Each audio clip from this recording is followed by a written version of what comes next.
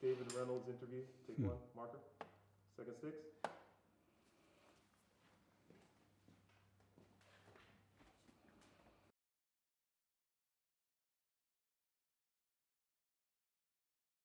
When Lincoln was growing up, his parents broke off with a small group of Baptists.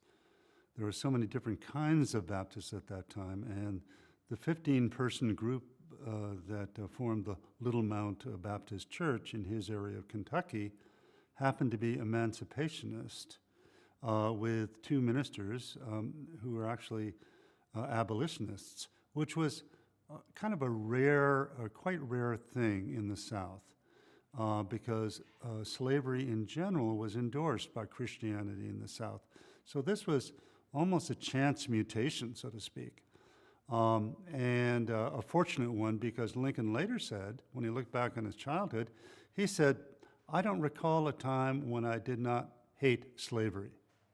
I do not recall a time." So I think that even from the very, very beginning, in Kentucky, when he was a young boy, he was hearing anti-slavery sermons and so forth. And also, it is true that in his region of Kentucky, where he lived, about half of the people that lived there were enslaved black people.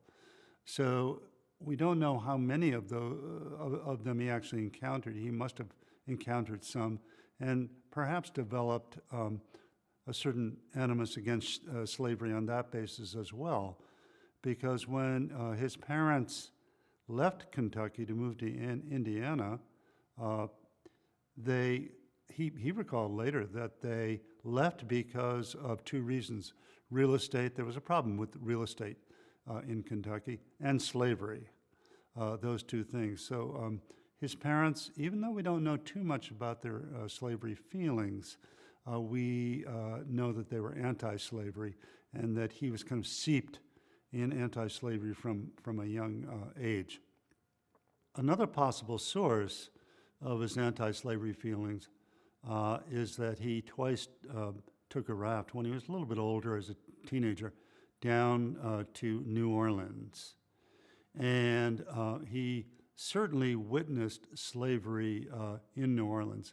Now again, there's one report of somebody who said that that is the very moment when he turned against slavery, because he saw people in chains and people being sold at auction and so forth. I can't go that far, because the person who said that actually didn't make it all the way to New Orleans with him. It's possible that Lincoln told him that, but I think that he at least was exposed to the institution of slavery in New Orleans. And then when he moved to Illinois, he continued to be anti-slavery, but at the time, Illinois was so conservative, and he was surrounded, he settled in New Salem, where there were some abolitionists, but also there were a lot of Southerners as well, so he had to be a little bit cautious. Now, when he went to the state legislature, and his fellow legislators in Illinois came out very strongly against abolitionism, he and a fellow legislator, Dan Stone, issued a proclamation saying, although we disagree with some of the methods of abolitionists, who were frankly quite radical in their statements, and also some of them were suggesting that the American Union should be actually broken up, with the South going its own way.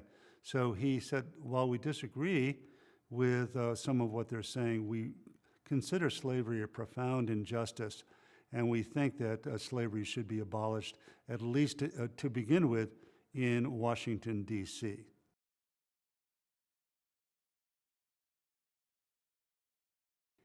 He gives no evidence of what I call entering the subjectivity of the enslaved person. By that I mean knowing what it really feels like from the inside. There's no evidence on record of that until in 1841, when he's 32 and he's visiting his friend Joshua Speed in Kentucky. And Joshua Speed has some enslaved people on his plantation, but going home he sees on a boat a number of enslaved people that were in chains. And he said they were like fish on a trot line. I mean, they were chained together. And at the time of that moment, I'm not saying he covered it up, but when he wrote to Mary Speed, the sister of Joshua Speed, he said, it was interesting because there they were going to be sold into the Deep South, and yet they were laughing and they were cracking jokes. They were almost the happiest people on board, and it shows you how God can make even the worst conditions tolerable. However, 14 years later, when he wrote Joshua Speed again, he said, ever since that incident, I have been haunted by that group of enslaved people in chains. I've been haunted by it, and really it has helped to make my life miserable thinking about them. So I think there was, on some deep level, an emotional response at that moment in 1841.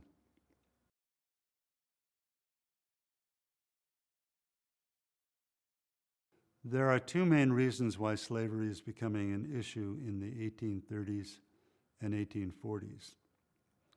The first is with the rise of abolitionism, radical abolitionism, under William Lloyd Garrison, who publishes his first issue of The Liberator in 1831. And Garrison says, I will be heard, in capital letters with exclamation points, I will be heard. And he continues, there's a kind of gathering moral opposition to slavery as an institution in the South. And correspondingly, there's a growing defense of it as an institution in the South. And for example, John Calhoun in 1837 says, slavery is a positive good. It's a very, very good thing. It's good for African Americans. It's good for white people. It's a good thing. So you had these different ideologies, one north and one south, and then the whole situation really became a burning issue in the 1840s. Why? Because of the Mexican War, whereby America took over and annexed so much Western territory that eventually became California, New Mexico, Arizona, and a lot of the states in between. And then the huge question was at that point, what's going to happen to that territory? And there had previously been the Missouri Compromise, which tried to draw a line at a certain parallel below which slavery was allowed and north of which it was not allowed. But the whole question is, would the southern part of all that territory be taken over by slave states? And maybe it doesn't sound like a big issue, but the reason it was a big issue is if you have one slave state, 2, 3, 4, 5, one after the other like that, suddenly the representation in the Senate and increasingly in the House of Representatives then becomes really taken over by the slave power, you see. So there's a huge movement now to try to stop the Western spread of slavery. And there's a big tension that's kind of growing between the North and the South over that. And the South was quite frank about not only wanting to take over the southwestern territories and make them for slavery, but also even spreading into Mexico, to taking over Mexico and parts of Latin America, and for sure Cuba. So suddenly you have this vision of all these slave states growing and growing and growing, and there was just a tremendous growing tension then between the North and the South about this expansion. And Lincoln really, that's what really fires him up when Stephen Douglas in 1854 authors the Kansas-Nebraska Act, which says, let's leave the Western territories up to themselves to determine whether or not they want to have slavery. Let them vote by themselves. And Lincoln and all the other Republicans said, no, we have to contain slavery where it is. The Constitution does not allow us to interfere with slavery in the states in which it already exists. However, for the federal territories, the presumption is that freedom is national, slavery is local. Okay, we can let it exist where it already exists, but we can't allow it to go national. So that's where the big division comes between the Lincoln Republicans and then the Southerns, and also the Northern Democrats, people like Stephen Douglas.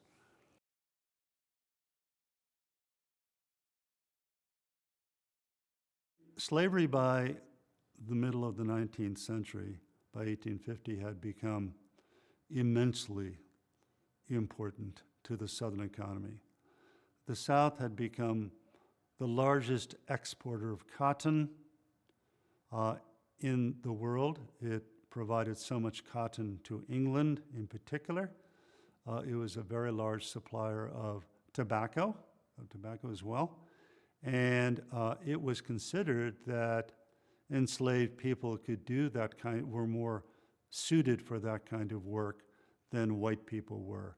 So it was really on the shoulders of enslaved people to grow this cotton and to clean it in the cotton gin, to sort it out, and to bag it and so forth. So the phrase "cotton is king," was a boast among Southerners, and they really, it was largely driven by capitalism at that point.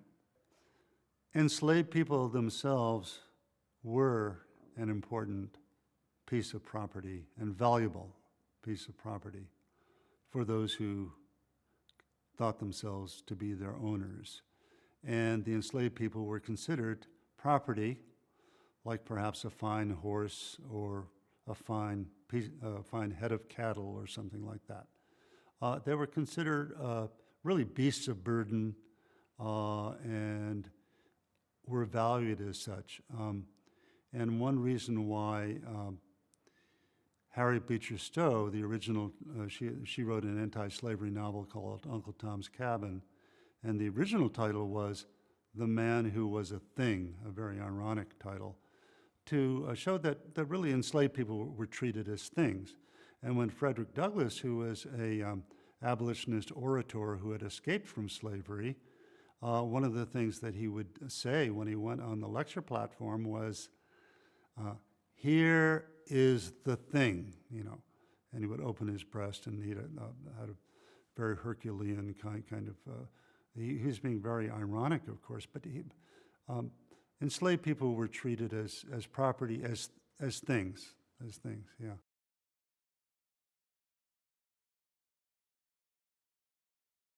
Abolitionism by the 1840s had become fragmented. On the radical fringe, you had the Garrisonian abolitionists, including William Lloyd Garrison and Wendell Phillips and a few others in the American Anti-Slavery Society, and they called for what they called disunion, the separation of the North and the South. They were so disgusted by slavery that if the South didn't agree just to abolish it, it should really go its own way and become its own thing, so they advocated disunion. However, there were a good number of people in the North who didn't believe in that, and they wanted to work within the political system to try to slowly get rid of slavery. So there was the Liberty Party, which comes up in the early 1840s, and tries to use political means to vote anti-slavery people into power. But it doesn't get much of a vote. And the same thing with the Free Soil Party in 1848. It doesn't get much of a popular vote. So politically, it just wasn't going very, very far. And then you had evangelical anti-slavery people in New York under the Tappan brothers, Arthur and Lewis Tappan. And they wanted to use religious persuasion as a way of kind of converting Southern slaveholders to be morally opposed to slavery. So you had these different movements. In general, in the 1840s, anti-slavery sentiment was increasing. But having said that, the radical abolitionists represented maybe 5% of popular opinion. They were on the fringe. The Liberty Party, which was political abolitionists, might represent another 10%, and the evangelical, maybe another 20%. I mean, the majority of Northerners, frankly, had learned to live with slavery. But having said that, there was a period beginning in 1845, between 1845 and 1855, which is what I call the American anti-slavery Renaissance, where so many works began to appear, so many exposés of the horrors of slavery, beginning with the wonderful slave narrative, the autobiography of Frederick Douglass, which is such a powerful, powerful work. And that comes out in 1845. It only sells about, 12 or 11,000 copies, but still it gets around. It gets around. And you had more and more orators like Frederick Douglass. And then you had a gathering steam of these slave narratives and anti-slavery novels, kind of culminating in Uncle Tom's Cabin. Harriet Beecher Stowe wrote Uncle Tom's Cabin. It comes out in 1852, and that became a massive bestseller, massive, both here and abroad. It sells 1 million copies abroad in a year. It sells about 310,000 copies in America. It's banned through much of the South. And one gentleman, he was an African American who had Uncle Tom's Cabin in his home, was condemned to jail for 10 years just for having the book. So it was a very anti-slavery book. But in the North, it really galvanizes a lot of people, and it feeds into this whole anti-slavery Renaissance with the slave narratives and the novels and everything. So by 1855, I would say the popular sentiment in the North was really largely anti-slavery, largely.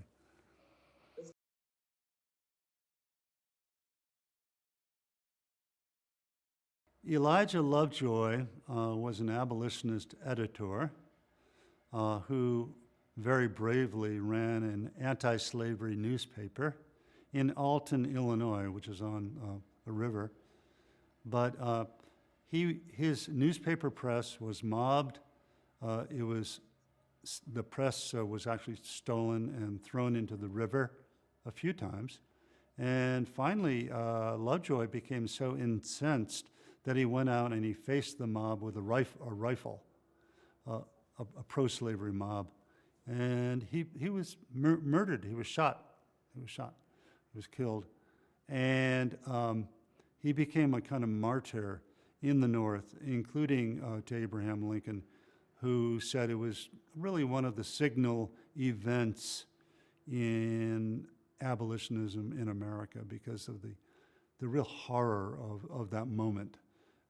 It was just sheer murder of an anti-slavery editor. In a speech that he gave the next year, in 1838, before the Young Men's Springfield Lyceum, he mentioned the Lovejoy incident, as well as a number of other anti-abolitionist incidents. A couple of other editors whose presses were thrown into the river, and then a couple of very shocking incidents which Lovejoy had actually protested against, in which a St. Louis African-American named Frank McIntosh, was chained to a tree and burned. He was burned. He was an African-American. Just a horrible thing. And then in the South, some white abolitionists went down there and tried to spark a slave rebellion, but they got captured and they got hanged from trees. Not just they, though. Many, many enslaved people were hanged as well. And Lincoln mentions all of these incidents and said, I tell you what, we're turning into a mob here. And if we continue this, we're just going to collapse as a nation. We're going, and he said, the people hanging from trees were like the Spanish moss. Everywhere you went, you saw these hanging people. And Billie Holiday would call it strange fruit.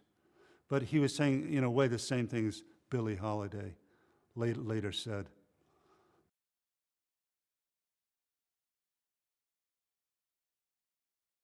He was just entering the law, or just had entered the law.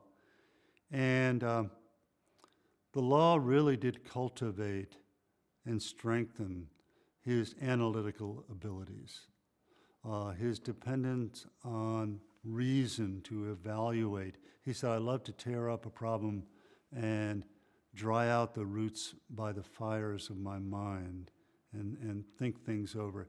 And he loved to learn about his opponent's law case, just as much as his own law case. So he really was learning how to use his reason.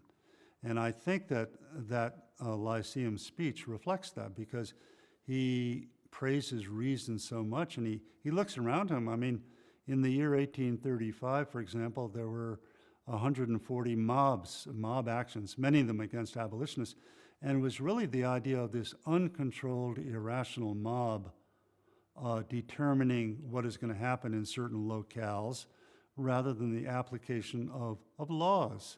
He said laws should be our religion. And we should follow the law, and we should apply our reason and not our mob instincts.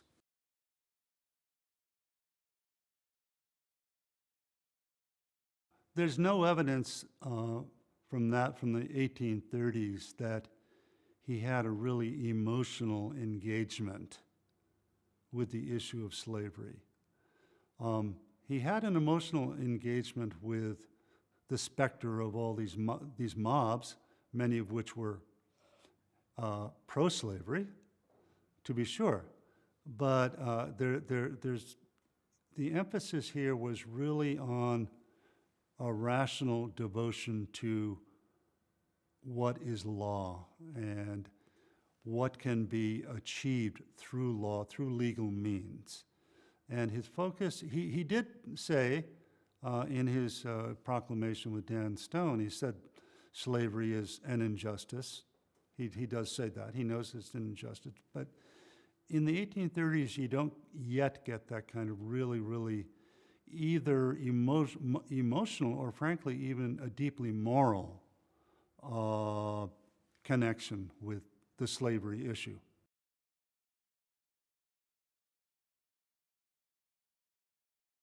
After his term in Congress, he was a little disillusioned by politics because he had tried to strike a moderate tone on the slavery issue, although he had been behind a measure to try to abolish slavery in Washington, D.C.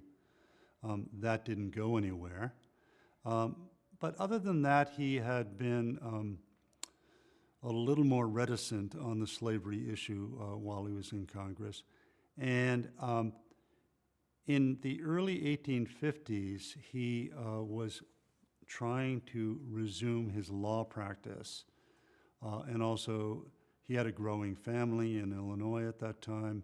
He was gone for about half of the year on the law circuit, because back in those days, individual towns generally didn't have lawyers, so a whole bunch of lawyers would have to travel from town to town to town, and he went around the whole, it was equivalent to the area of Connecticut, his circuit around Illinois.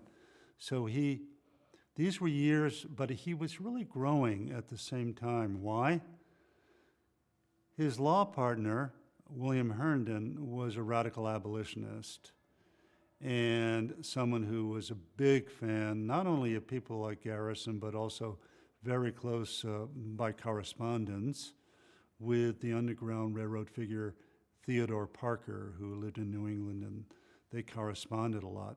And also, Herndon had subscribed to many anti-slavery newspapers as well. So when Lincoln went to the office, he often had dialogues about slavery with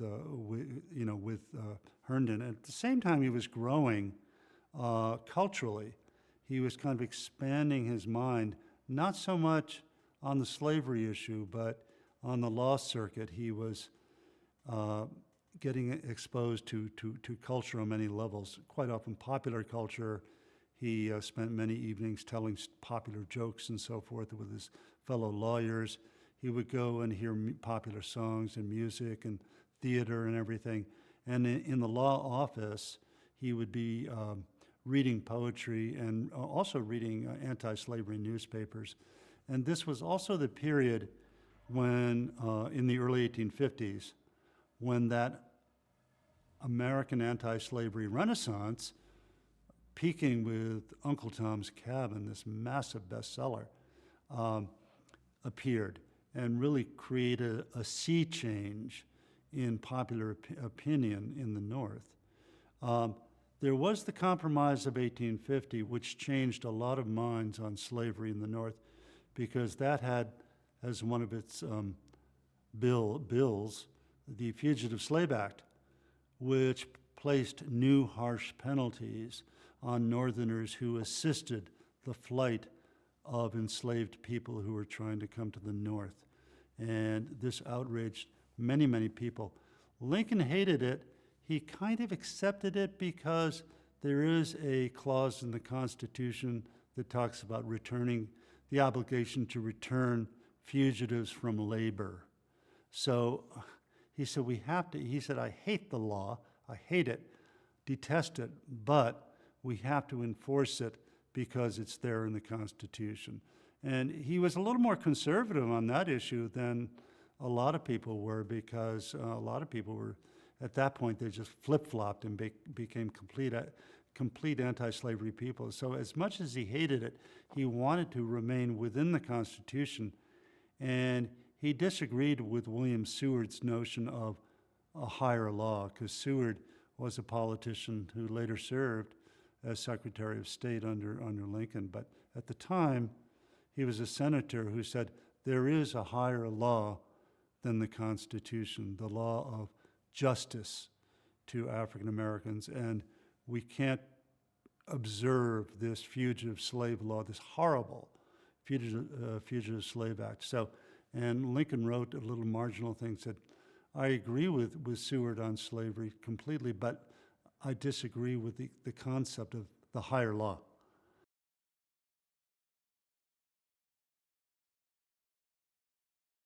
There was a growing tension between his inner moral opposition to slavery and the pro-slavery laws that were being passed, and not only that, but elements of the Constitution that by some people were interpreted as being pro-slavery, particularly the clause about the obligation to return fugitives from labor to their masters.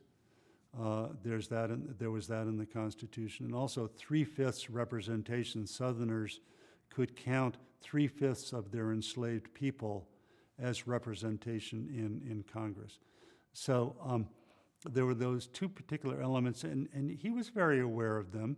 So there was a kind of growing tension within his own psyche between this kind of moral loathing. He said, I hate slavery as much as any abolitionist. William Lloyd Garrison, you can name it, I hate it. But he was also very, very obliged to adhere to the Constitution and to laws. And so in 1854, when the Kansas-Nebraska Act is passed, authored by Stephen Douglas, a Democrat. Stephen Douglas was really an unabashed racist who was very indifferent about slavery, and he was running against Lincoln. He was his chief rival in Illinois.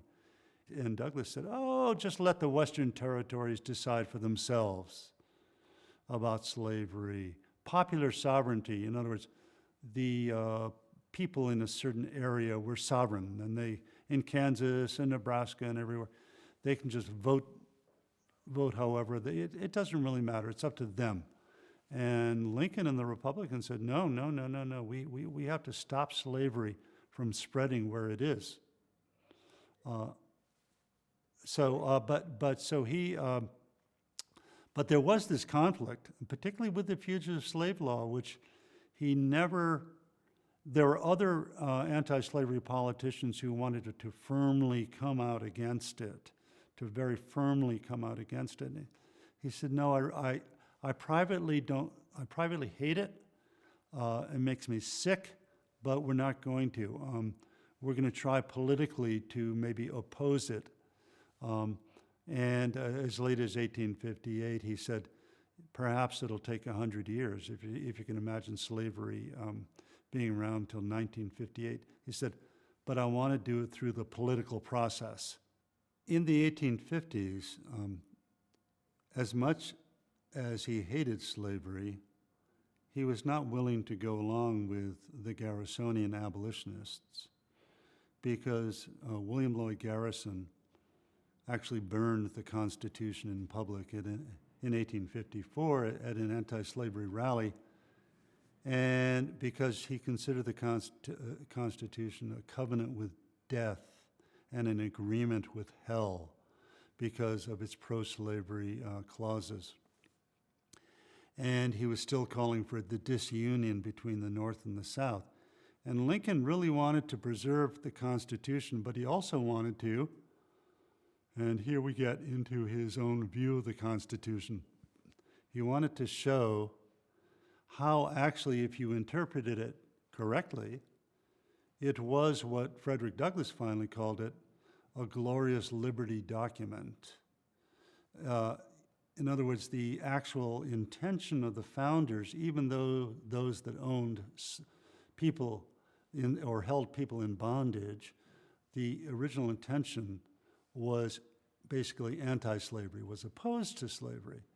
And things like the Fifth Amendment, due process, the kind of natural human rights that are announced in the Constitution were themselves anti-slavery, so that at the first Republican convention in the mid-1850s, the Republicans said that we believe the Constitution actually embodies the principles of the Declaration of Independence.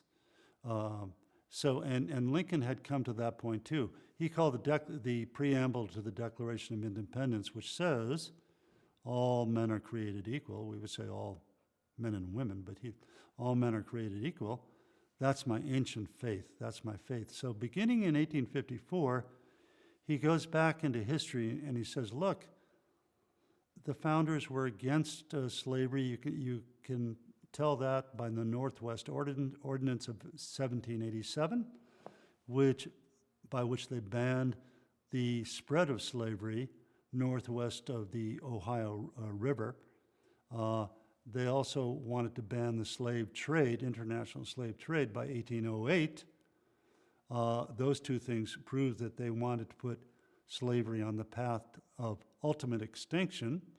And then if you look at the Constitution itself, it never uses the word slave or slavery, and it does it uses persons, the word persons, and the idea of personal rights and human rights are there. So he begins then to try to interpret, he and a bunch of other Republicans try to interpret the Constitution as being an anti-slavery document.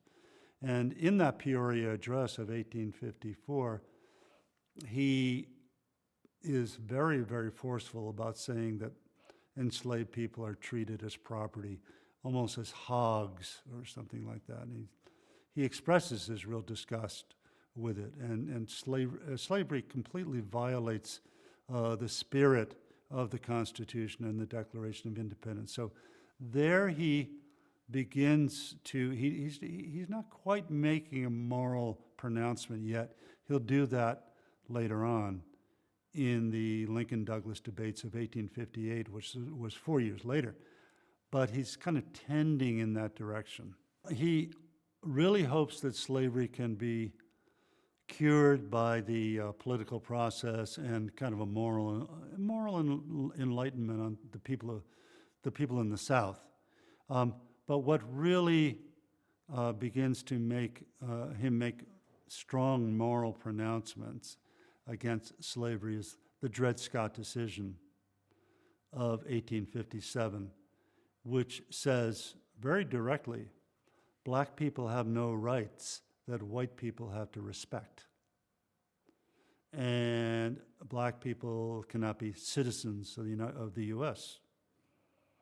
And at that point, Lincoln says, he uses the metaphor of a prison with like 1,000 cells, like, you're 1,000, and the enslaved person is stuck inside this deep, deep prison with 1,000 keyholes, each one having a different key to unlock it. He just said the enslaved person is now totally trapped.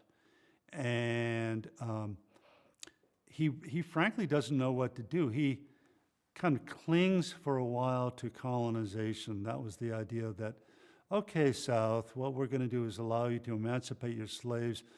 Maybe we'll compensate you for them, and then we're going to deport them or ship them abroad. We're going to transport them abroad to Liberia. That was kind of a conservative position, but it was a very popular one. Even Harriet Beecher Stowe at the end of Uncle Tom's Cabin has a thing about colonization. People like Henry David Thoreau and also Andrew Jackson, Henry Clay, so many politicians, Daniel Webster. Colonization was, Thomas Jefferson had been for colonization, very popular idea. Nothing ever came of it. Only about 13,000 American blacks were actually transported between 1816 and 1865. But it was kind of a way, maybe a way of gradually ridding America of slavery. Lincoln really hated the idea of war, but by the late 1850s, after the Dred Scott decision, he really comes out very, very morally opposed to slavery. And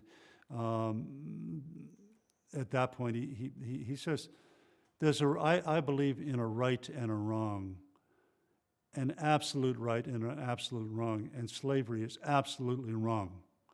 And that's the way we Republicans feel, and we're going to govern our party that way. Not that we're going to try to abolish slavery where it already exists, because we can't do that. The Constitution doesn't allow that, but we are going to do what we can to prevent the westward spread of slavery.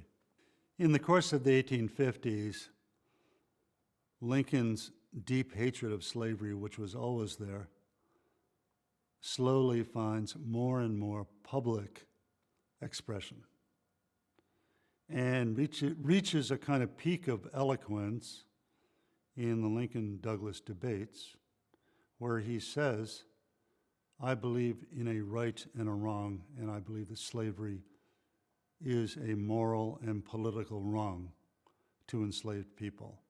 He makes that unequivocal, and that's not something he would have said explicitly in 1850. So he definitely becomes much more publicly bold in his moral opposition to slavery. And not just publicly, I think privately, he grows. He grows in his hatred of slavery and his moral opposition to it. So I think that inner hatred of slavery strengthens.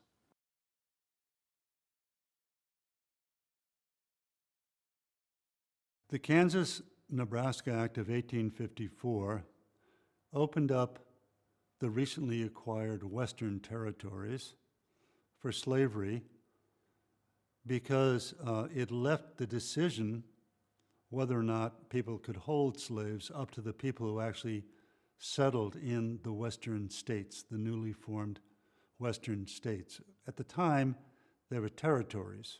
Kansas Territory, Nebraska Territory, and there were other territories out there. But the idea was popular sovereignty, the idea that the people that lived there were sovereign. They can determine for themselves locally whether or not to have slavery.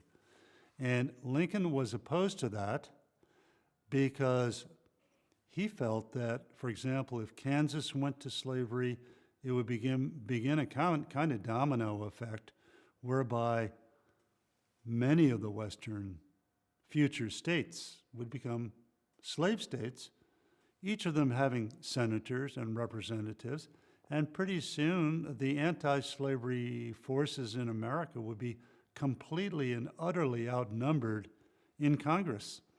And the slave power would have taken over. So that's why he really objected to the westward spread of slavery. In 1854, he re-enters politics because he is aroused by the Kansas-Nebraska Act. He suddenly realizes that he has a responsibility to participate in the government. More than that, he's always been quite ambitious. His law partner, William Herndon, said that his ambition was a little engine that never stopped. And his wife, Mary Lincoln, was also very ambitious for him. She was someone who had been raised amid politicians and so forth, so she was kind of pushing him as well. And he tries to run for Senate in 1854. That doesn't work out, but he attends a lot of Republican conventions. He's on the short list for the vice presidency under Fremont. That didn't work out. They chose John McLean instead. But he was very much increasingly known in political circles and more in Illinois.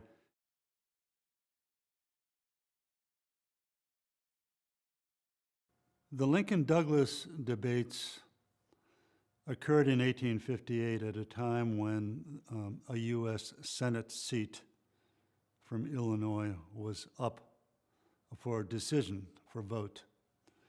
Stephen Douglas was the leading Democrat, not only of Illinois, but arguably of the nation.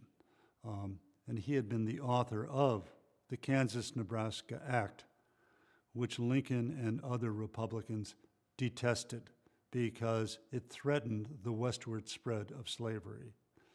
And Lincoln felt increasingly compelled in the spring of 1858 to oppose Douglas because he wanted to have a Republican, to be the Republican as the U.S. Senator from Illinois, and not Stephen Douglas. He wanted to supplant Douglas.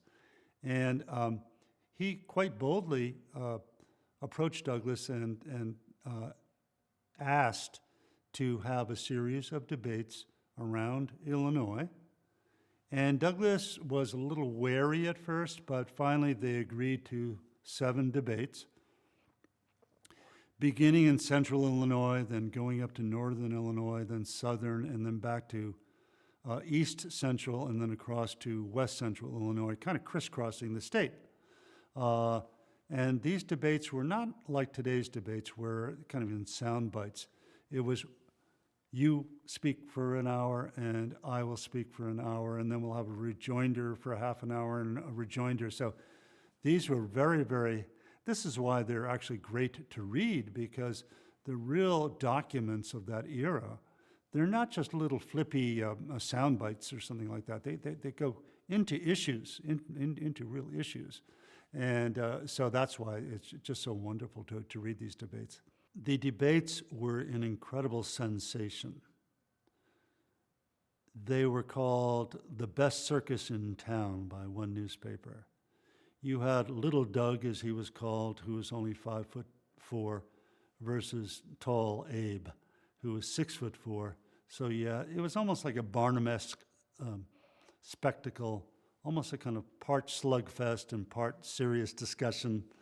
And yeah, thousands of people would show up. I think the least amount that showed up for a single debate was maybe around 1,500 or 2,000 all around a platform, but it went up to 15 or 20,000 people who would, in some places, would show up for these debates. And they didn't have microphones. Their voices had to carry but people were hanging on every word. And Douglas fans would say, hit him again, and Lincoln fans would say, the same thing back to it was a real crowd-pleasing performance. And it's kind of amazing today because you wouldn't think that an audience could hang on every word for, let's say, 2 or 2.5 hours of kind of heavy political discussion, but they were all there, really responding. So yeah, and also it hit the national media. It really is the thing that puts Lincoln, who before then was relatively unknown, really puts him on the map. And the Greeley's Tribune and many other newspapers around the nation reprint part of the debates, in some cases in Chicago papers, most of the debates, all of the debates. So it really gets Lincoln into the mix, the political mix. In the Lincoln-Douglas debates, Douglas took the position that the Declaration of Independence, when it said all men are created equal, simply meant all white men. And he very explicitly said that the American government is now and should always be run by white men. And he accused Lincoln of abolitionizing, hauling a lot of people reluctantly into the anti-slavery Republican Party, and said there was kind of a conspiracy to do that. And Lincoln, in contrast, said African Americans are included in the Declaration of Independence, the right to life, liberty, and the pursuit of happiness, and they deserve that every much as I do and as you do, Senator Douglas. And also, I am of the party that believes that slavery is an absolute wrong politically and morally. And you, Mr. Douglas, are indifferent, morally indifferent to slavery. And to get back to the contrast, Douglas was trying to use democratic ideas to support his idea of popular sovereignty, which was the idea that the people in the different localities should be able to vote by themselves. And he said, oh, that's just following American democracy. And Lincoln answered that and said, slavery has always been a source of discord in America. It's an injustice, and we can't just comfortably go along with its spread into the Western territories. That the Constitution only permits it where it is. It's a local institution, and it's not allowed to spread into the Western territories. And he says, by the way, popular sovereignty, it's totally illogical for you to support that, because the Dred Scott decision strips black people of any rights whatsoever. So people who take them to the West as property, that's their right to do so, because black people don't have any rights under the Dred Scott decision anyway. So he kind of hoist Douglas on his own petard, so to speak. The debates are the first venue in which Lincoln very clearly and unequivocally expresses his utter moral opposition to slavery. Because previous to that, he had only given out that feeling in more mild terms. But by calling slavery an absolute wrong, if there's anything wrong, then slavery is wrong. This is the first time he does it, and he does it in part because the very venue of being in opposition on the stage to a person, Stephen Douglas, about whom Frederick Douglass, the African-American ex-slave, said, no one has done more damage to African Americans than Stephen Douglas. No one has instilled more racism, because Stephen Douglas, had a kind of trumpet to the nation. And Frederick Douglass said, he's done more damage. And I think that really galvanized Lincoln, who was on the stage with him, to really crystallize his moral hatred of slavery and come out and say it. It was a form of both morality, moral ethics, and emotion as well. I think there was an emotional thing. To that degree, it was a kind of boxing match, where a moral boxing match. Some people go to the Lincoln-Douglas debates and they cherry pick a passage in which he says, I have never supported black people sitting on juries and voting and doing certain other civic duties. Now, the reason that he says that, he's, first of all, in the southern section of Illinois, where there are many more pro-slavery people, but also Stephen Douglas, with his overt racism, has been hounding him left and right about this. And Douglas says, Lincoln says, I frankly don't want to go there, but I'll just, and he says, I've never supported, black people and be on juries, and it goes down a certain list. But he does it in kind of grocery list fashion. Whereas when Douglas talks about race, and he is racist, Stephen Douglas, he's very emotional. He's really for whites and against black people. But Lincoln kind of gives this, obligatory. He says, I didn't want to really spend any time on this. And he was running for office. This is where his ambition comes in, actually. He was running for office, and he had to get some votes. And Illinois was a state which in 1853 had passed a law that Frederick Douglass called the worst black law of any law in the whole U.S. And by this law, if you were a free African American and you had not lived in Illinois previously, you couldn't enter the state and stay for more than 10 days. Now, if you did, you were subject to a stiff fine, a $50 fine, which back then was a lot of money, or you could be thrown into jail or physically transported out of the state. So that was the kind of atmosphere in which Lincoln was speaking. So this obligatory, almost grocery list, okay? And also notice that in that grocery list, he never says, in the future, I'm going to change my mind. He eventually became the first president to endorse the vote for African Americans publicly. He didn't say, he's just, I never have, supported the vote for African Americans. I mean, he almost puts it in the past tense at that point.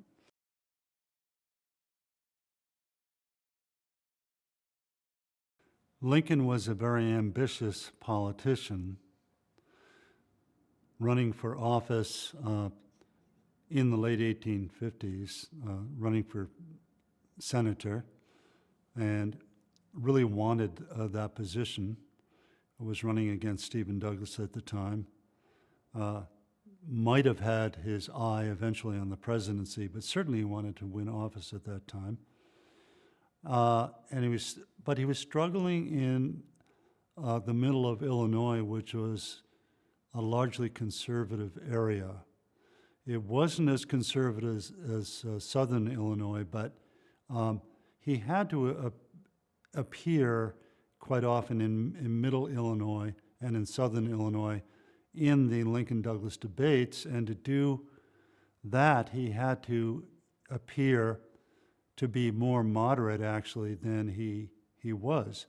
Just to gain office, he had to restrain, to some degree, his inner loathing of slavery and his strongest statement against slavery and his strongest expression of his moral hatred of slavery comes at the very end.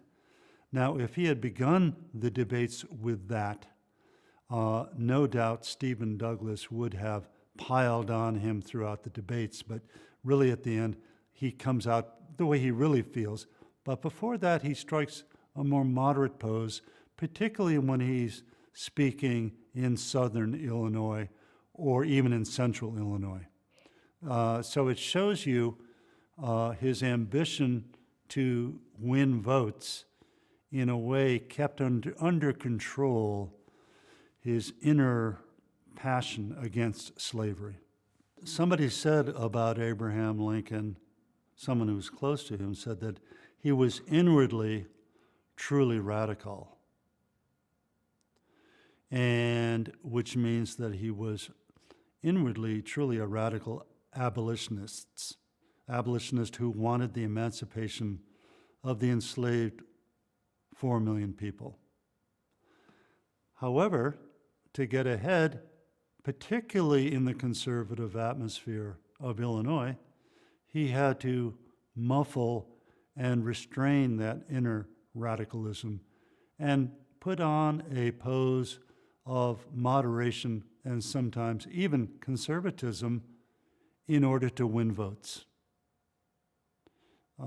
So in that sense, he was a little bit like Walt Whitman, who said, be radical, be radical, be radical, be not too damned radical, Because if you're too damned radical, you're just going to alienate a lot of voters. Lincoln was really very much that way, particularly when he was running for office, both in Illinois and also for the presidency in 1860.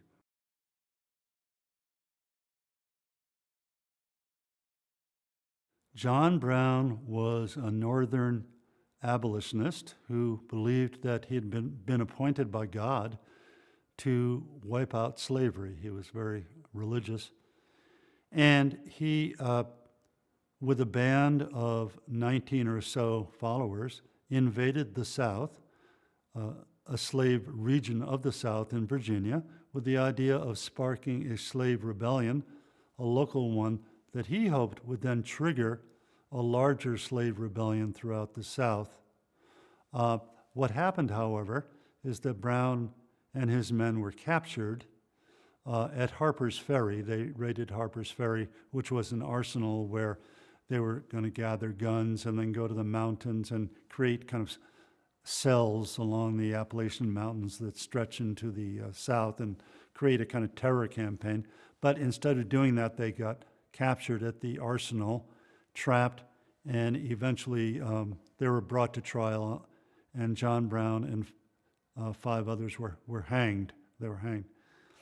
And it was important to the South because the South had always said those evil, wicked abolitionists want to break the law and just want to, they're not going to let us alone. They're not going to let us alone. They're eventually going to come down here and they're going to create mayhem down here. And John Brown is just a representative of the Republican Party and the anti-slavery people of the North.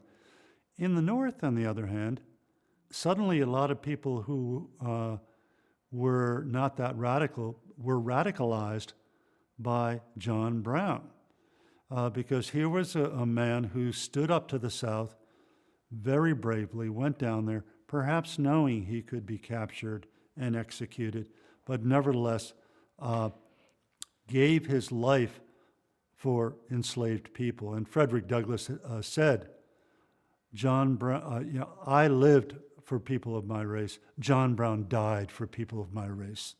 So for a lot of Northerners, John Brown became a Christ figure, someone who would sacrifice his life for the enslaved millions. And when the South started charging the Northern Republican Party for John Brown's action, the South was really falsifying the situation because Republicans really believed in politics. They didn't believe in this kind of vigilante war, picking up arms and making war on the South. They really believed in politics. But the Southerners said, William Henry Seward and Salmon Chase and everybody in the Republican Party, they're the ones who are culpable because they knew the Republicans were very strong in the North, and they wanted to tar the Republican Party with the wickedness of John Brown. Lincoln, like many other Republicans, backed off from John Brown because Lincoln sincerely did not believe in the higher law and in going beyond the Constitution and committing violence to get what you want done, to get that done. And he was giving a speech in Kansas about the same time that John Brown was being hanged, which was in early December 1859. And he was there in Kansas, and he said, what John Brown did was very generous, unselfish. I agree with his attitude about slavery. However, what he did was against the law. It was lawless. And he said, there were no Republicans at Harper's Ferry where John Brown had attacked. And it's true. John Brown actually disdained the Republican Party. He thought they were just all talk and no action. All talk and no action. And it's very true that there weren't Republicans really involved directly involved in the Harper's Ferry raid. So Lincoln expressed his admiration for the goals of John Brown, but utterly disagreed with his tactics, his violent tactics. It's tempting to hold Lincoln morally culpable because he didn't go as far as somebody like John Brown, who was so self-sacrificing and so sympathetic to enslaved people that he gave up his life for them. And we can ask ourselves, why didn't Abraham Lincoln do that? Don't we charge him a little bit for being maybe too moderate? And my answer to that is that the whole situation with slavery, anytime you went beyond beyond the law, Lincoln knew that the higher law could either go in the direction of, let's say, John Brown, but it could also go in another direction. It could go in the direction of the pro-slavery Southern position, because increasingly the South was saying slavery is not just a positive good, it's a divine institution. Most of the patriarchs in the Bible owned slaves. Some of them owned thousands of slaves. Our form of slavery brings African people over to America and exposes them to Western civilization, and it's a wonderful, that was their higher law. And John Brown's higher law was slavery is such an evil institution that I'm going to break the law and go down there, and I'm going to free the slaves myself. So, and indeed, John Brown throughout history has been supported by killers of abortion doctors in the name of John Brown. Oh, well, if John Brown did it, I can go kill an abortion doctor or something like that. So the higher law becomes a slippery slope. So once you do go beyond the law, suddenly you could be either down here with the South, you could be up here with John Brown, and Lincoln is very much in the middle, saying, as much as I agree with John Brown, I can't go as far as that.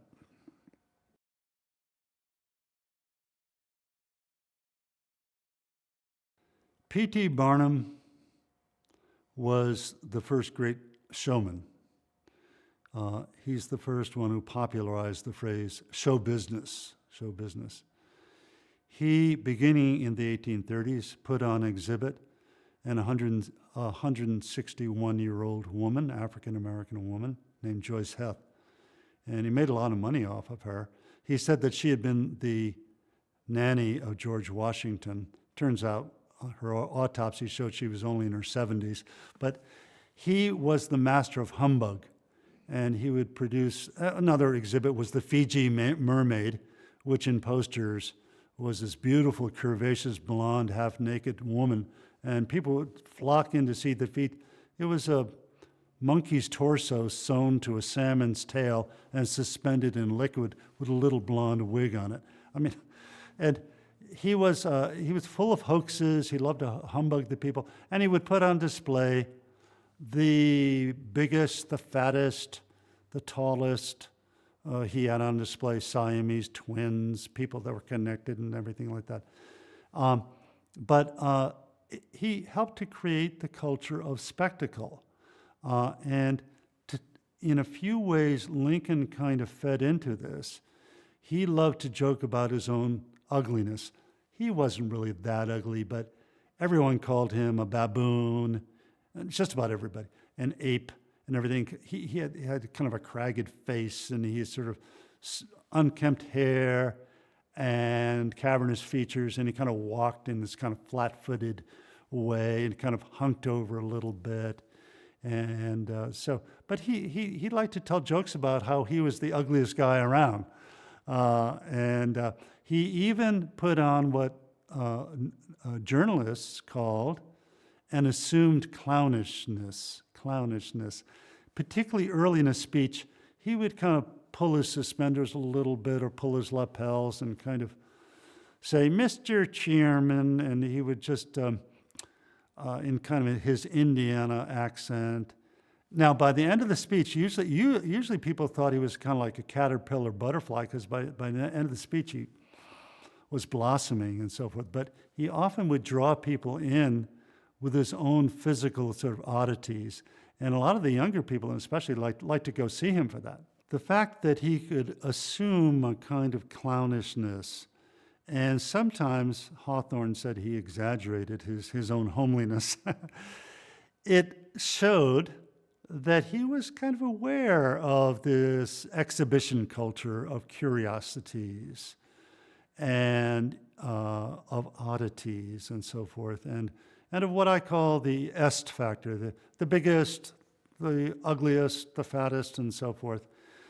Today, we don't really do that kind of thing in that sort of way. We have our own forms of sensationalism, of course, but still, that was in a very obvious way. And he really sort of played into that culture of image and spectacle.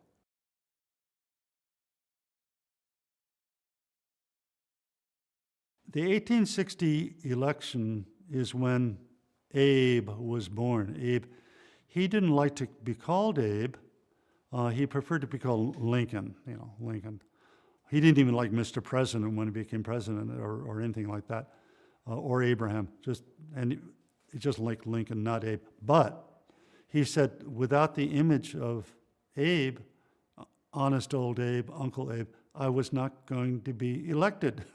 And indeed, in 1860, during the election, during the race, he was championed as Abe, honest Abe, Uncle Abe, and Abe the Illinois rail splitter.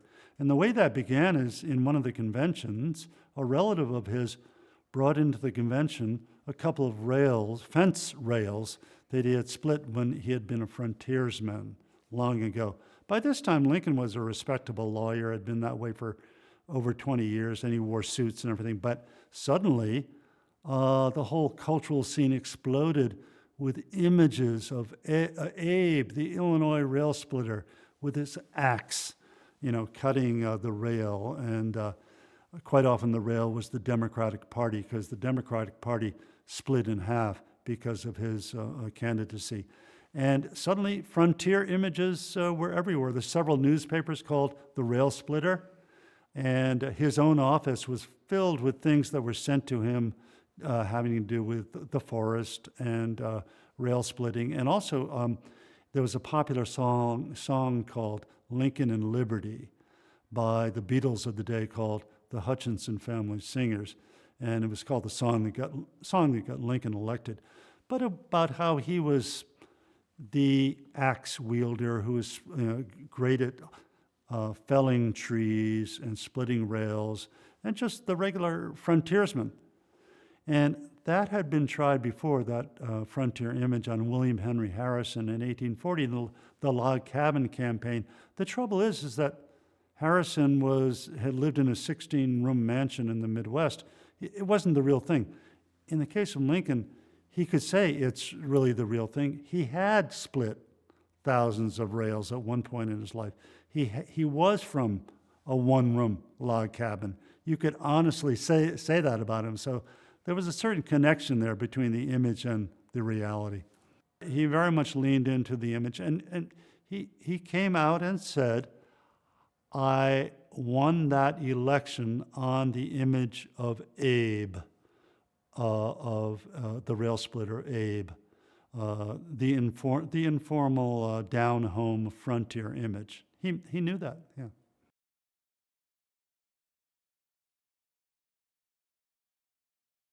Today, we are so accustomed to images flying at us from all over, all kinds of images, ads and TV and internet and everything, that we're not accustomed to thinking about an era when photography was brand new.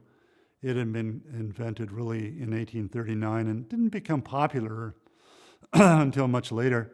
There were some photographs taken and everything. So a lot of visual representation depended on cartoons or lithograph paintings or cartoons. And that's why political cartoons had such a great effect in that era, because they were still somewhat unique and still somewhat striking.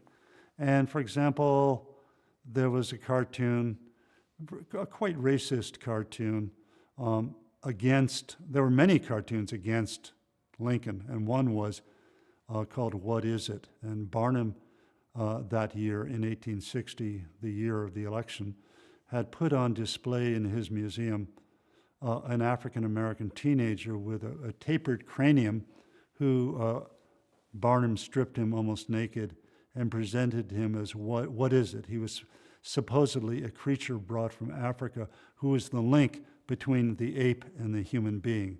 And people would come in. It was a very, very racist kind of.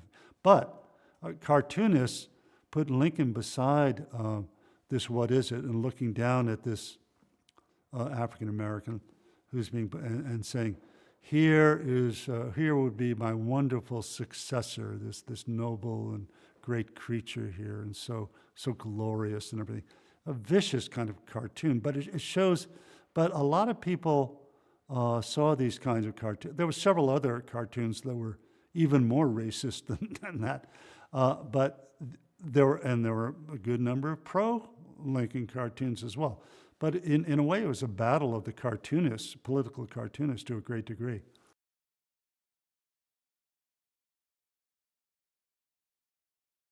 Charles Blondin was a masterly tightrope performer who crossed Niagara Falls many times.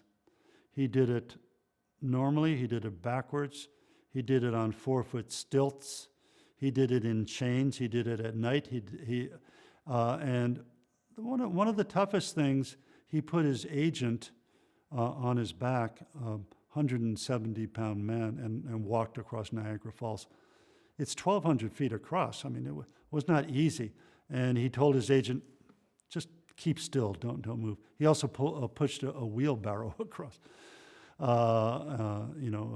pushing a lot of things in the wheelbarrow. But Lincoln was almost instantly connected with Blondin. First by cartoonists. Many cartoonists said, this is Lincoln. He's right in the middle. He's right in the center. It's kind of balanced right in the center, crossing Niagara Falls. Niagara Falls being American culture at that time. More than once he was approached by people who were frustrated that he wasn't more explicitly anti-slavery in his public pronouncements. And he knew how deep the divisions in the nation as a whole were, and also even in the North. And he told them, if I were Blondin crossing Niagara, would you tell me to lean left, lean right? No, you would allow me to stick exactly on the center where I am. Otherwise, I would tumble off, fall off into Niagara Falls, and we'd be really in chaos here. I have to stay centrally positioned, exactly where I am. I have to be Blondin. And he said, another group who made a similar demand said, imagine I'm Blondin, again, and I'm pushing my wheelbarrow across Niagara Falls. The wheelbarrow contains the entire American future in it. And you're going to tell me to hop up and down or hop left or hop right, or you're going to allow me to stay exactly where I am. Because in a divided time, the worst thing I can do is further inflame the divisions. I'm going to stay exactly where I am, and I'll keep pressing for justice, but there are certain things I just can't do because I would make a bad situation even worse. The fact that he identified with Blondin and stuck to the center, despite his inward, what we would call left-leaning radicalism, means that he had his eye on the entire nation. He did not want to make a very divided nation even more divided, even more fragmented. He wanted to hold the nation together as much as he could in a time when it was so even more severely divided than in recent years. It was so deeply, deeply divided. And he knew that if he went into any extreme either way, in either direction, that he would disrupt the nation further and deepen the division. He was not the great divider. He was ultimately the great unifier. Even in a speech like the Peoria speech of 1854, he said, if we were Southerners, we'd feel the same way they do. And even during the Civil War, he never explicitly castigated or made fun of Southern people who were fighting against him. He would call them rebels. He would call them even the enemy and so forth, but he didn't go on and on to criticize the opposition whatsoever. He always tried to embrace the other side, even as he was waging war. He was waging war to repair the Union, to get the Union back together. And ultimately, he was waging a war for a Union completely without slavery as well. So, he was not a divisive figure at all. He was a unifier.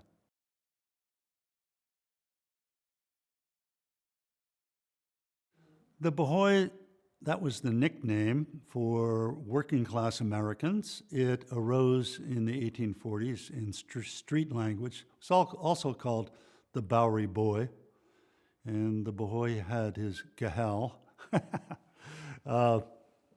These were the average working class Americans of that day, the butchers, the day laborers, and so forth. And the Bohoi was also always a volunteer fireman, liked to rush to fires.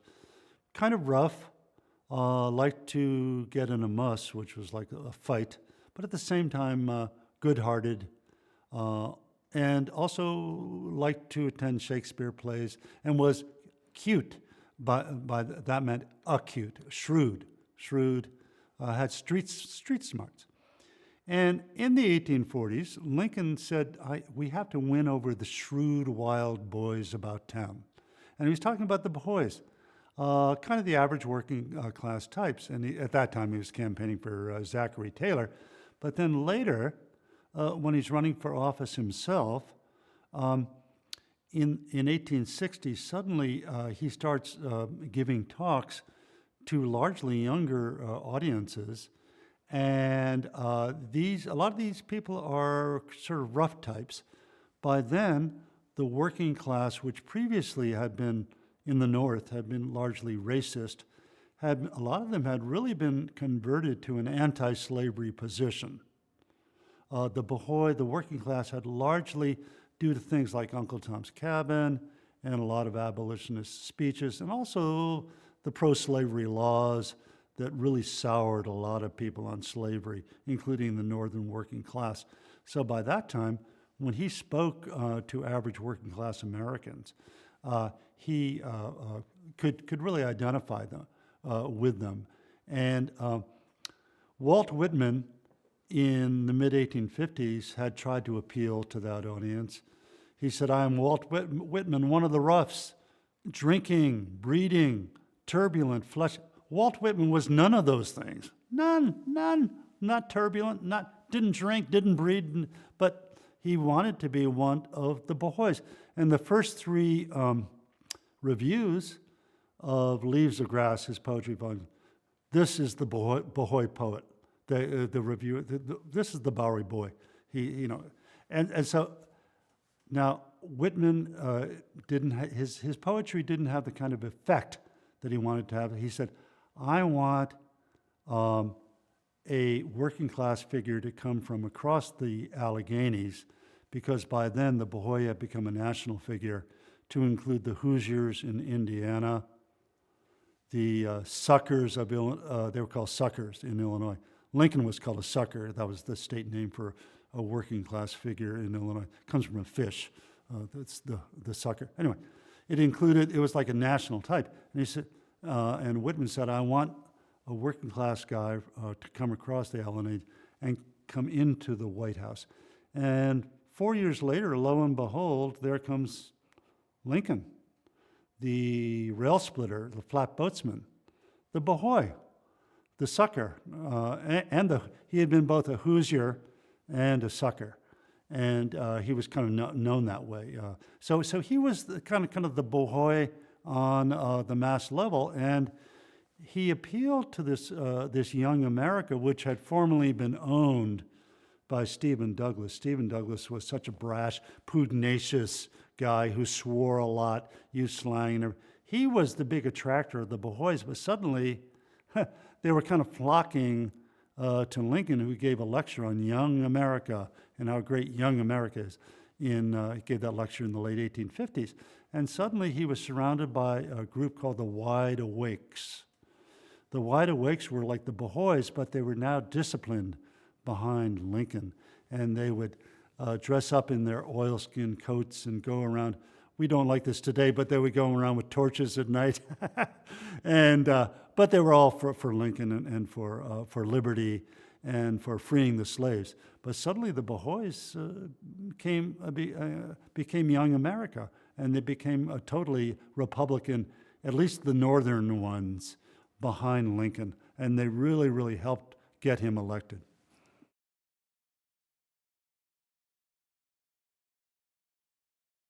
Lincoln spanned cultural levels perhaps more than any president that I'm aware of.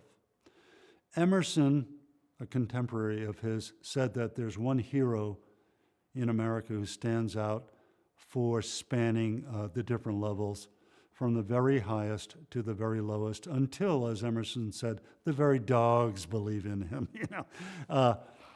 He, on the one hand, enjoyed opera. He also enjoyed Shakespeare.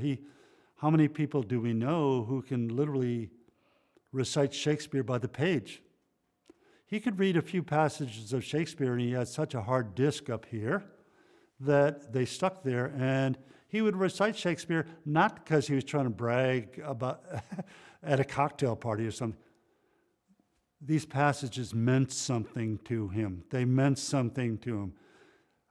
They expressed certain emotions that were there, and they expressed it better than anything else did. The same with Robert Burns. He loved Robert Burns, and he could recite Robert Burns. Again, not at all to impress people. He would do it spontaneously. But he also recited a lot of very kind of low popular humor, frontier humor. He loved to read joke books. And he said, most of my stories, I tell a lot of stories, but well over 60% of them are borrowed stories. I borrowed them from joke books, just common joke books. And some of them, he said, actually, if you heard some of my stories, I think it would hold your nose, and they kind of stink a little bit. But in a way, really, and kind of everything in between. He also was a sucker, and who isn't, for sentimental songs. But he was a real sucker for sentimental.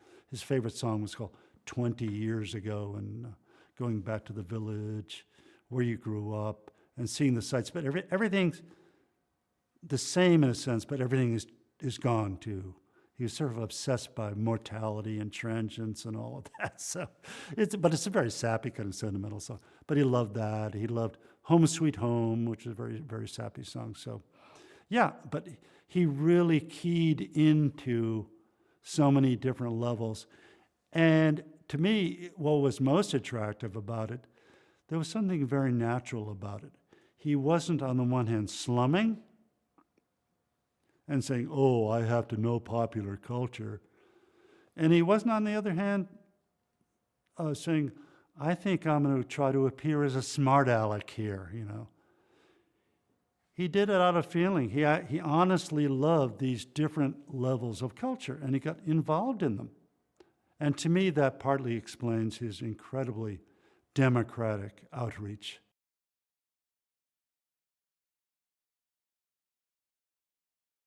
His conduct during the war really profited and grew from his democratic understanding of different levels of culture.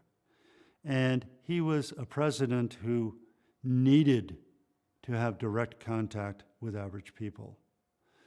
He held what were called levees, which were almost every other day in the White House. He would have people come in and he would talk to average people. Nowadays, we can't do that, but back then, people would literally line up, and for a couple of hours at a time, quite often in both the morning and in the afternoon, they would come and they would talk with him. They would share their stories. They would sometimes make requests. Sometimes they drove him a little batty with their requests, but he called these his public opinion baths, like he was taking a bath in the people. And his male secretaries, John Hay and John Nicolay, got a little frustrated because he wanted to do this so often, and yet they said he depends on this. He depends on the direct contact with the people. And toward the ordinary soldiers, he liked to visit soldiers, ordinary soldiers, and he felt a kind of human contact with them. And it was the obligation of the Army back then that if you deserted from the Army, you were a deserter, technically, you should be shot, executed. And they used to shoot deserters just across the Potomac from the White House. And in the distance, Lincoln could hear the shooting, and he used to get very emotional. He said, he tried to pardon as many deserters as he could, but he got a reputation as being a little too forgiving of deserters. But more than once, he would go to the window and start crying about the fact that these poor soldiers had to be shot. And when he went to the field, the field meaning the Army camps, he made a point of greeting the soldiers, not just the generals, but the soldiers. And he would go through the hospitals. And one day he went through a hospital and he made a point, and it was a very, very large hospital. There were thousands. It covered several acres. He went to every bed and he shook the hand of every soldier. And there were even some Confederate wounded in there. He even shook their hand. He even shook the hands of the Confederates, the wounded Confederate soldiers, and nobody could really keep up with him. I mean, by the end of the day, everybody else was exhausted, but he wanted to make that contact. So to me, that's a very, very human side of him that really comes from his outreach to the people and to their their culture. He wasn't kind of a snob about it or whatever. This person's from a certain background. This person's Irish. He got along with Jewish people, with Catholics, with Irish, with African Americans. I mean, with people of all faiths and ethnicities. Didn't have barriers in that sense.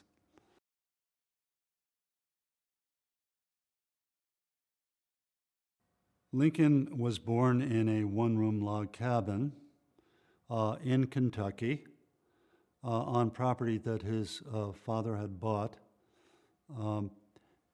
And later on, Lincoln said that we had to leave Kentucky when Lincoln was quite young because of two reasons. Because of real estate and slavery. Now, the real estate situation had to do with this. Kentucky had once been a kind of extension of Virginia, and what happened is a lot of Eastern buyers bought up a lot of land out in what later became Kentucky. And they claimed ownership. They would buy like 10,000 acres at a time, that kind of thing. And so, but then later explorers and settlers moved to Kentucky and purchased this land, and it began a process of what was called shingling, so that technically the original owner owned the land, and yet these people bought the property. It became, and sometimes properties were shingled several times where other buyers would come in and buy it, but the initial purchaser was completely left out.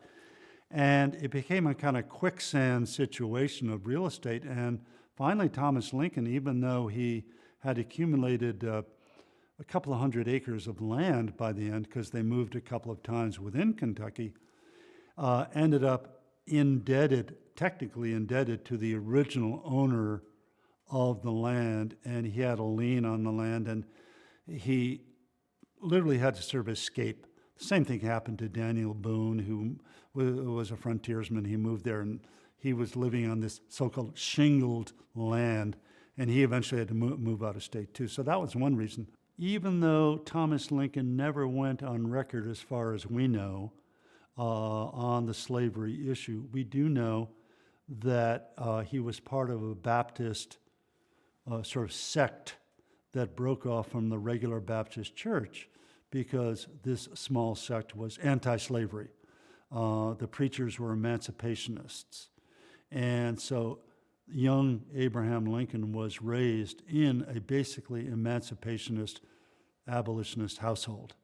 And his father, who has gotten, frankly, kind of a bad rap from historians and biographers, and in part because he was fundamentally illiterate or only basically literate. He was not a book reader and so forth. And people say that he sort of enslaved the young Abe by making him work for the family and everything. But the fact is that frontier families, that's what you did. Particularly the male children worked for the family until they were 21. And school was not that important at that point. And the father was actually known to people who actually knew him as an upstanding, moral person, a good person who kind of took life easy, was not materialistic. I do believe that he was fundamentally anti-slavery. And when Lincoln, who said, "I can never recall a moment in my entire life when I did not hate slavery, was not opposed to slavery." When he looked back on childhood, he said, I had a joyous, happy childhood.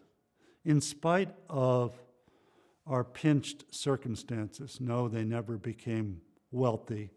They kind of had a subsistence lifestyle. But if you were living on the frontier back then, even during the Depression of 1819, even if the economy was sinking, you could live fairly well if you were living off the land. If you had a subsistence lifestyle, you could survive. You could live off the land. you grew your own vegetables and made your own food and stored it and everything. And through barter, you didn't even always need money. Through barter, you could trade some corn for cloth and that kind of thing. So we think of Lincoln from being this kind of squalid, poverty-stricken background. But Lincoln didn't really feel it that way. He basically looked back with happiness on his childhood. There was kind of a difference between finances and class, because what was happening in the East is the East Coast, where they did not live, there was increasing capitalism. And yes, America was increasingly defined by success, by material accumulation. But if you lived on the frontier or on the farm, you weren't quite as conscious of that as you were if you were engaged in the whole kind of capitalist rat race. You were much more self-sufficient. And it's kind of funny that Henry David Thoreau he was raised in kind of a middle class, he went to Harvard, raised in a middle class village, and he felt he had to move to a single room log cabin to to engage in what he called the wild, contact with the wild and everything. Lincoln had contact with the wild during most of his childhood. He had done his Thoreau bit already. He had lived in the single-room log cabin, and he was very accustomed to that. So, and he was naturally anti-materialistic. Lincoln was never he was very ambitious, but he was never into things, accumulating things, or status symbols or something, material status symbols, or something like that. He had kind of a natural connection, I think, with the earth. He was almost like Henry David Thoreau without having to train for it, so to speak.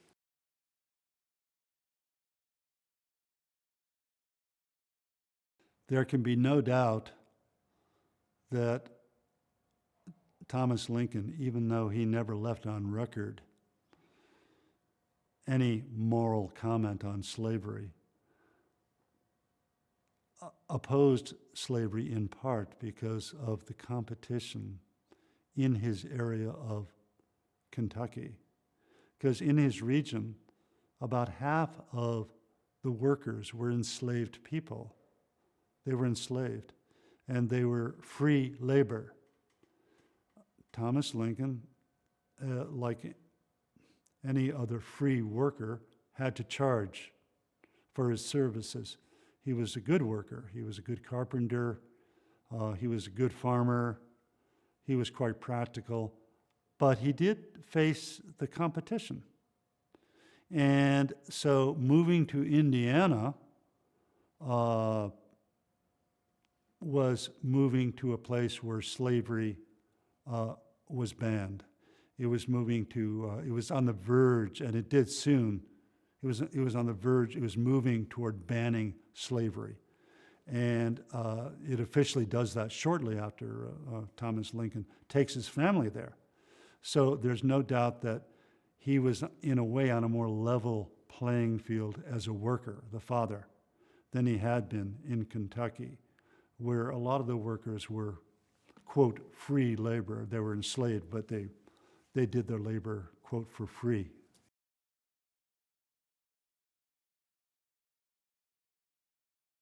Lincoln was periodically beset by what we would call depression, what in that era was called hypochondria. So when he said, "I have the hypo," that's when he was depressed.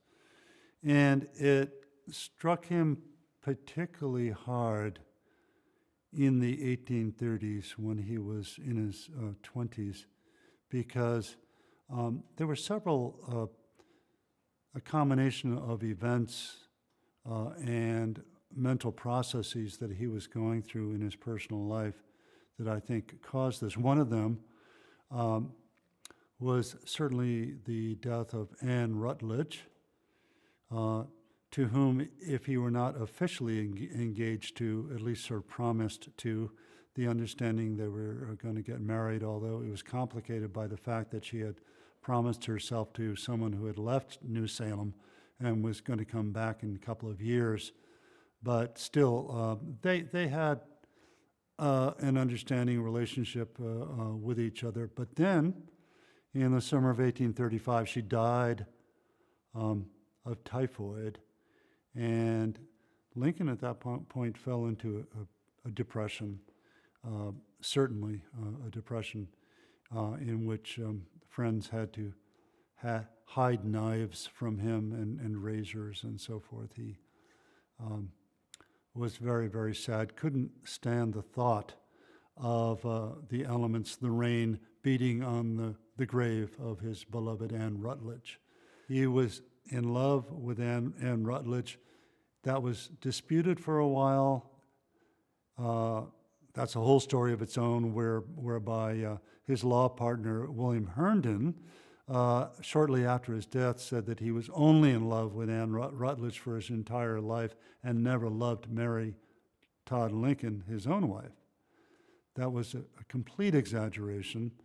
And then it built to the effect that his depression, his fondness for Ann Rutledge and his loss of Ann Rutledge fueled his greatness. Why? Because it made him so sensitive and so compassionate to suffering people. She had suffered and she had died. He had loved her, she had died. That she was literally the fountainhead of his notion of malice toward none, charity to all. That was in the 1930s in films and everything, where she became like the saintly mother of America.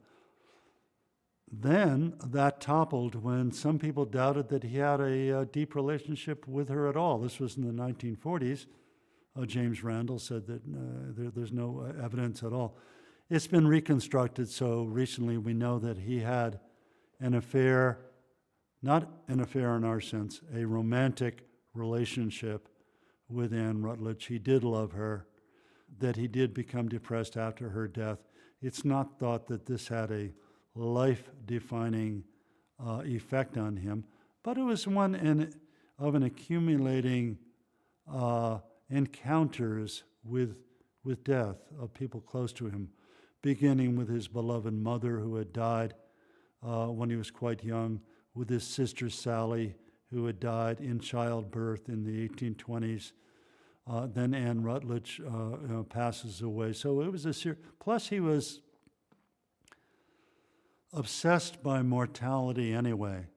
His favorite poem was called Mortality by William Knox, and it's 36 lines long, and he memorized the whole thing. And it was all about how no matter how great you are, whether you're a king or a president or even a common person, you're going to die. Or a beautiful maiden, you're going to end up in the earth. You're going to die. And there's no mention of heaven or the afterlife in there.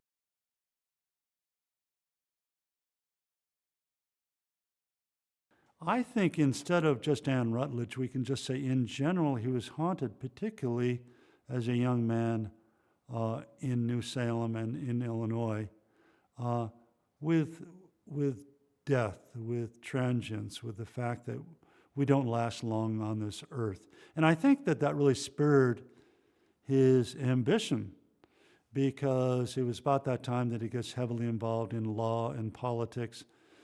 So he had the other side that it kind of fed into, his depression kind of fed into his sort of hyperactivity in law and in politics. He was both running for state office at the same time that he was a very active lawyer who sometimes he handled a total of 5,100 cases over the course of his career, and sometimes he was doing like 11 cases in one day. So I think in a sense his melancholy then, he found a certain cure or relief for his melancholy in his engagement with the law, which after all is a very rational, you have to be very rational in the law, or in politics where you have to be on your feet, you have to be engaged with the discussion and with the issues at hand.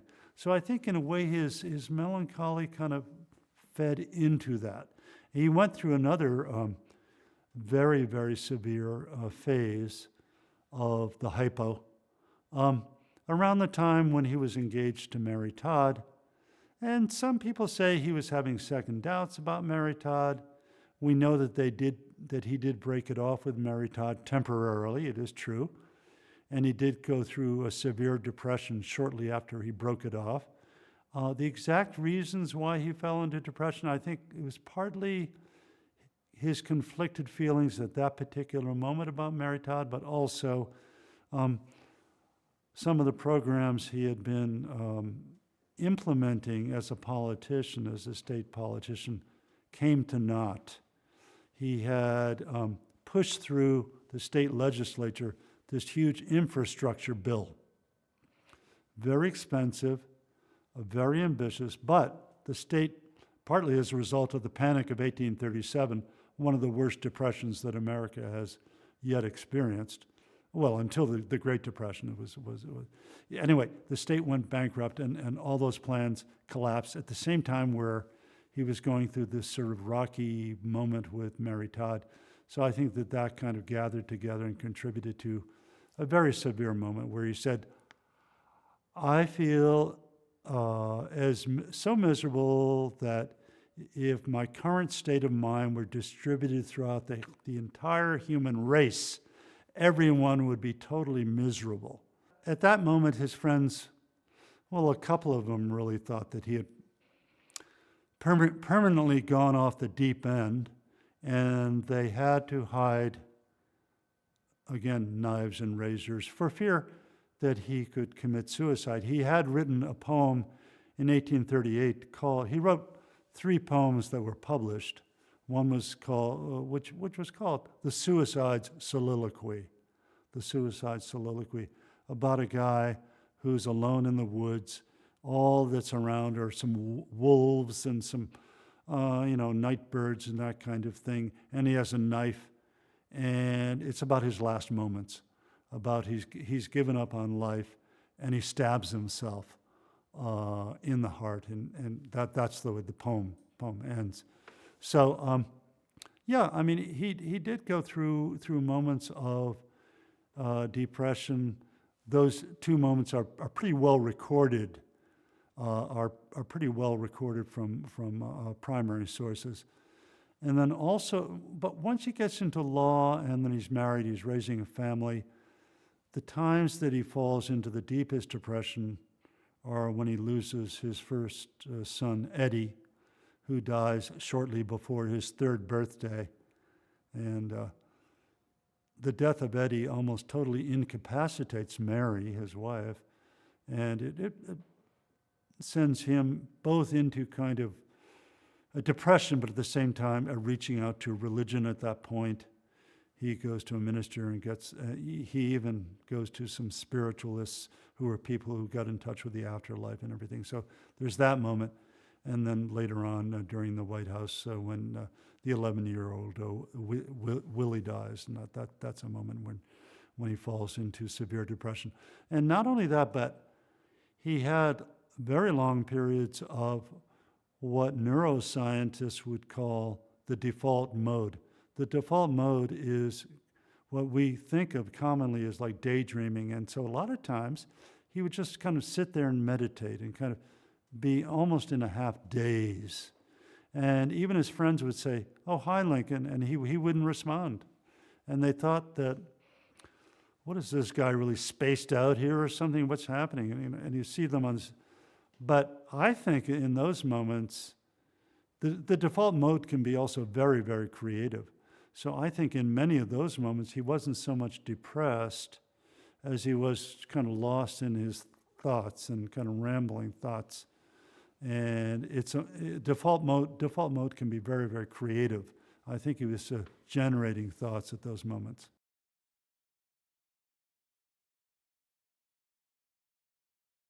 There's a certain wisdom in tragedy. He loved Shakespearean tragedy. And when he went through a period of skepticism and doubt of religion when he was quite young, in his 20s, it was his very doubt that fed into his melancholy, but at the same time, it created what I call a kind of cosmic democracy, a compassion for all people. It's almost as though we're all in this together, and yes, we're all going to die. We all suffer before we die, and then we die. But in a sense, that also bonds us. And I think during the Civil War, he was seeing death so often. And he lost such a close friend early on, Colonel Edward Baker, who died at Ball's Bluff. And he lost several other people that were close to him, including Willie, but also soldiers he knew, generals he knew. But I think it did generate even a certain acuity. I mean, the word wasn't used back then, but today we might almost call it a kind of existential acuity, a kind of, it's pretty dark out there, but I'm going to kind of get beyond this. I'm going to do something about it. I think it really fed into his pragmatism, and his ability to handle situations, because there always was that rational side to him that was allowed to kick in. And I think that in a way his reason and his creativity were in a sense fed by a sense of tragedy and even by his depression.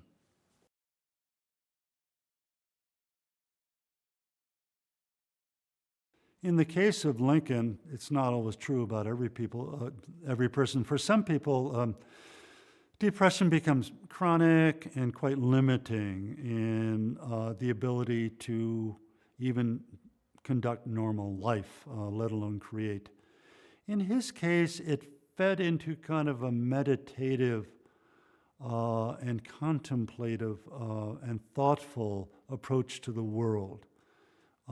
He kind of built from his depression, and then his humor, because he loved, in certain situations, to tell story after story. When he was on the law circuit, they'd often sit around in a circle and, okay, Lincoln, you tell a story, and then Johnny over here would tell his story, and then they'd riff off each other, and they would laugh, and they would spend the whole evening just telling story, very sociable and very happy and fun.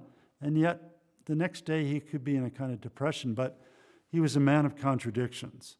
And he makes me think of Walt Whitman, who said, "Do I contradict myself? Very well, then I contradict myself. I am large. I contain multitudes. I contain multitudes." Lincoln was someone who contained multitudes as a politician.